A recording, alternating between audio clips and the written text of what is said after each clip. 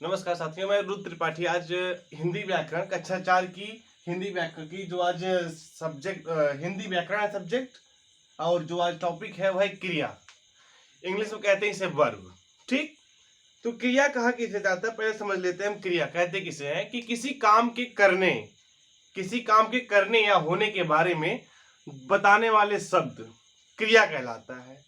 किसी काम को करने या होने के बारे में बताने वाला शब्द क्रिया कहलाता है। जैसे मजदूर काम कर रहा है, वह पढ़ रहा है, मैं गाना गा रहा हूं, राधा नाच रही है। तो ये सब क्या है? जैसे काम कर रहा है, मजदूर काम कर रहा में क्या काम करना, उसका क्या क्रिया हो गया। वह पढ़ रहा है, जो पढ़ना क्या हो गया, इसका क्रिया हो गया। राधा नाच रही, नाचना क्या हो गया, ये उसकी क्रिया हो गई। आई बात समझ में? क्रिया कहते किसको है? किसी काम के करने या होने के बारे में बताने वाले शब्द को क्रिया कहते हैं। देखिए, किसी काम को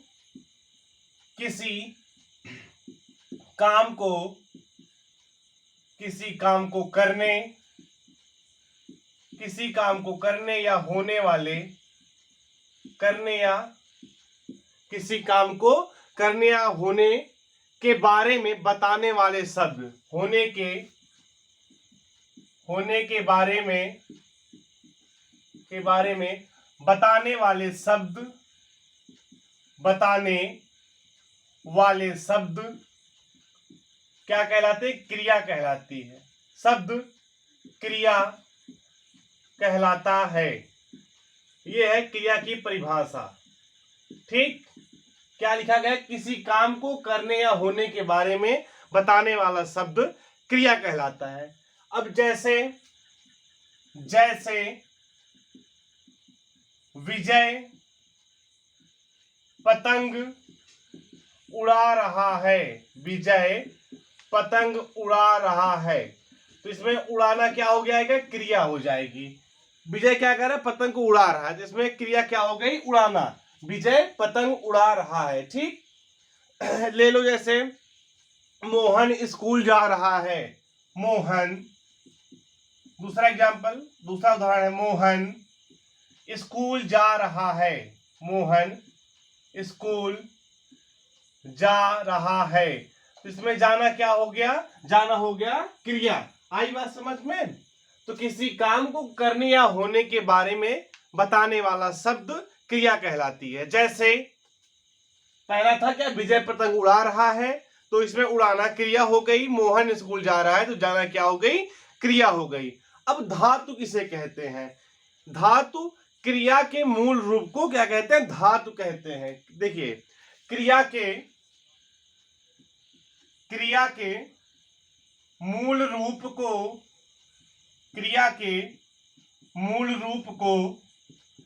धातु कहते हैं।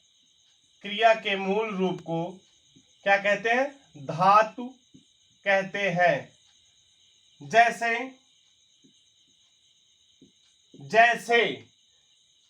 पढ़ धातु से क्या क्या बनेंगे, या बता दे रहा हूं मैं आपको। पढ़ धातु से क्या बनेगा? पढ़ना, पढ़ेगा, पढ़ा आदि। देखिए, पढ़ना बनेगा, उससे पढ़ेगा बनेगा। पढ़ धातु से, है ना, पढ़ा आदि ऐसे बन जाएंगे कि क्या कहते हैं? क्रिया के मूल रूप को धातु कहा जाता है। जैसे उड़ाना का ले लो, उड़ का उड़ाना, उड़ेगा, उड़ाएगा इत्यादि, ये हो गए। ठीक, तो क्रिया की परिभाषा, क्रिया कहते किसे हैं? क्रिया के उदाहरण। ठीक, धातु किसे कहते हैं? धातु के उदाहरण। आई बात समझ में? अब चलते हैं क्रिया के भेद। अगली हमारी हेडिंग क्या है? क्रिया के भेद। क्रिया के दो रूप होते हैं। पहला क्या है? सकर्मक क्रिया। नंबर 1 क्या है? सकर्मक क्रिया। सकर्मक क्रिया ट्रांजिटिव वर्ब इंग्लिश में। और दूसरी क्या है? अकर्मक क्रिया।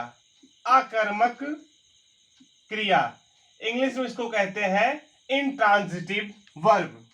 ट्रांजिटिव और इंट्रांजिटिव वर्ब। क्रिया के दो रूप होते हैं, पहला है सकर्मक क्रिया, दूसरी है अकर्मक क्रिया। यहाँ पे क्रिया की परिभाषा, क्रिया के उदाहरण, ठीक। इसके बाद धातु किसे कहते हैं, धातु कैसे बनती, किस शब्द से कौन से धातु बनेंगे, फिर क्रिया के भेद। अब हम चलेंगे, आज पढ़ेंगे सकर्मक क्रिया। इतना क्लियर हो गया। अब हम यहां पढ़ेंगे सकर्मक क्रिया किसे कहते हैं।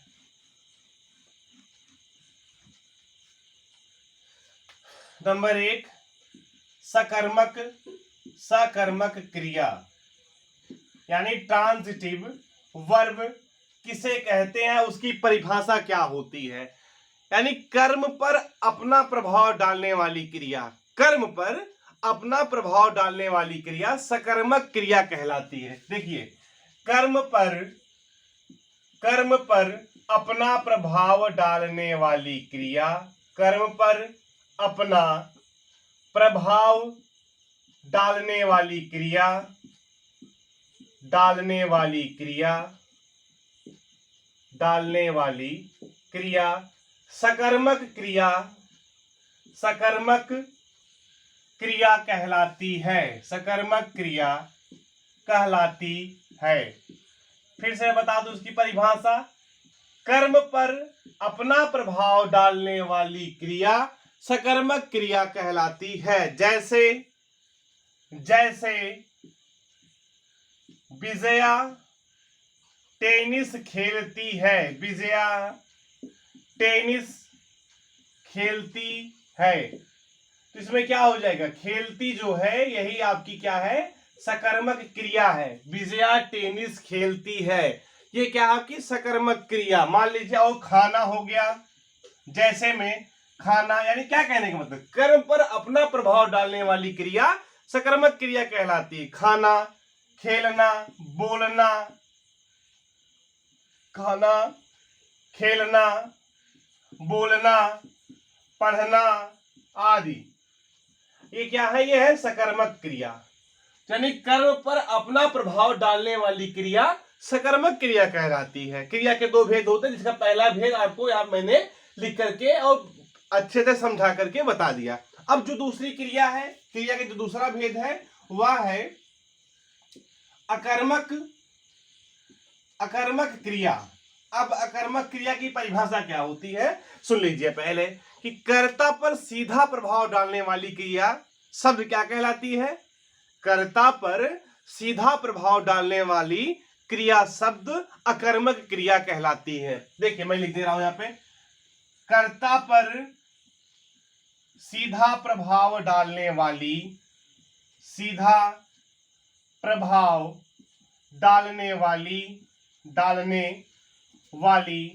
क्रिया शब्द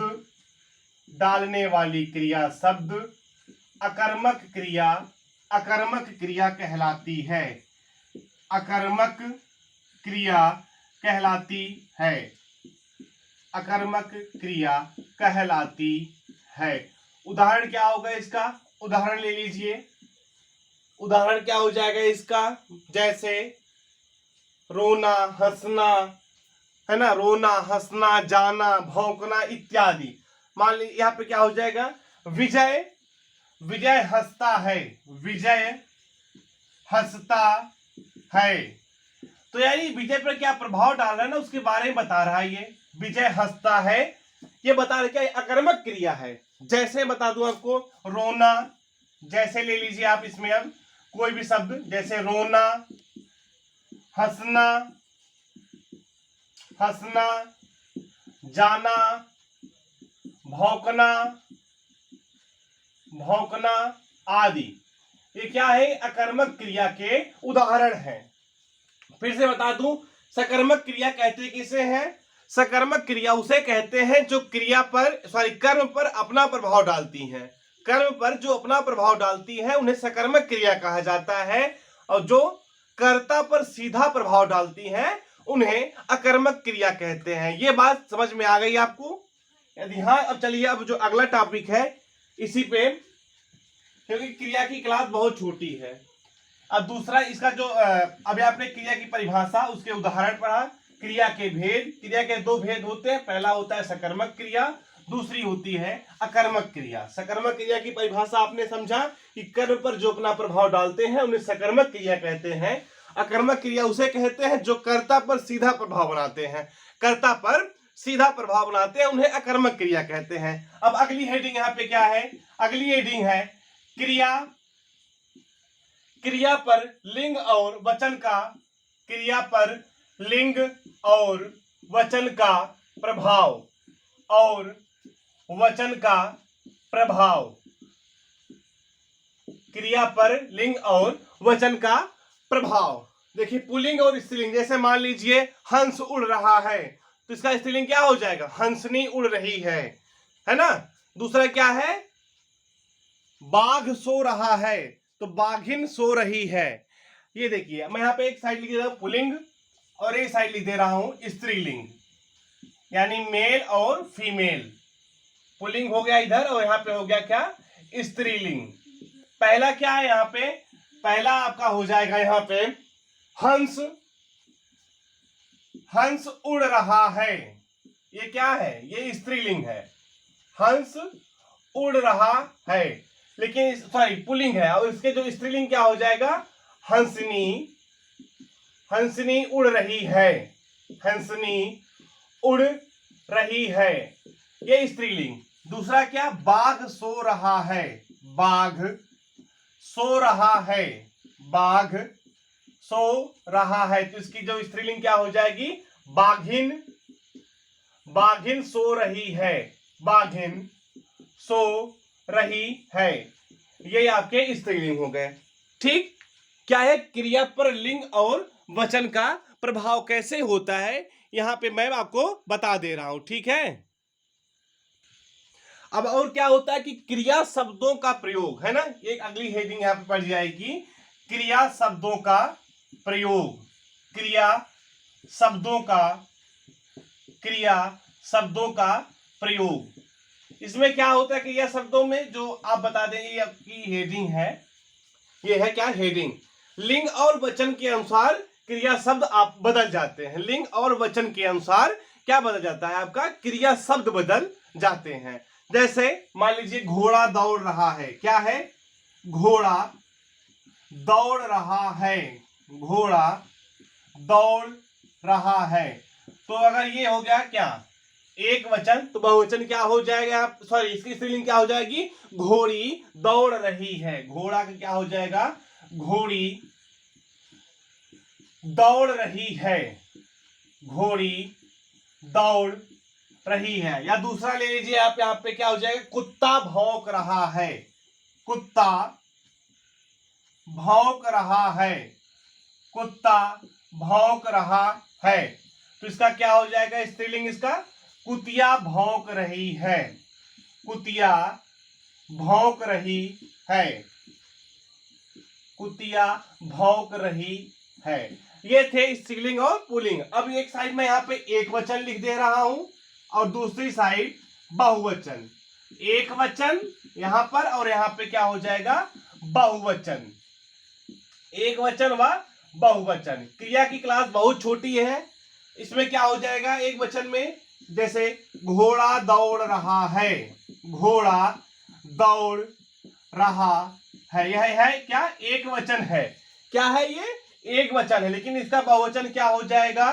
घोड़े, घोड़े दौड़ रहे हैं, घोड़े दौड़ रहे हैं, ये इसका बहुवचन हो गया। दूसरा क्या है कि लड़का नाच रहा है, लड़का, लड़का नाच रहा है, यह है एक वचन। लेकिन इसी का बहुवचन क्या बन जाएगा? लड़के नाच रहे हैं। बहुवचन क्या बन जाएगा इसका? लड़के नाच रहे हैं, लड़के नाच रहे हैं। तो देखिए आज की जो क्रिया वाली क्लास थी पूरी तरीके से कंप्लीट हो गई। ठीक है, क्रिया में कुछ नहीं था। क्रिया की परिभाषा क्या होती है, क्रिया के भेद कितने होते हैं, धातु किसे कहते हैं, क्रिया के होते हैं दो भेद, सकर्मक क्रिया किसे कहते हैं और अकर्मक क्रिया किसे कहते हैं। इसके बाद क्रिया पर लिंग और वचन का प्रभाव कैसे बनता है, यहाँ पे पुल्लिंग और स्त्रीलिंग के बारे में एक एक उदाहरण देकर के मैंने यहाँ पे समझा दिया। फिर क्रिया शब्दों का प्रयोग कैसे होता है, एक वचन बहुवचन मैंने यहाँ पे बता दिया। जो अब अगली क्लास होगी वो अगली क्लास कल के वीडियो में आपको मिल जाएगी। यहाँ पे आज क्रिया की पूरी तरीके से क्लास 4 के लिए यानी कक्षा 4 के लिए जो भी जरूरी था यहाँ क्रिया में, मैंने पूरी तरीके अच्छे तरीके से यहाँ पे आपको डिफाइन करके यानी बता दिया आपको। Thank you.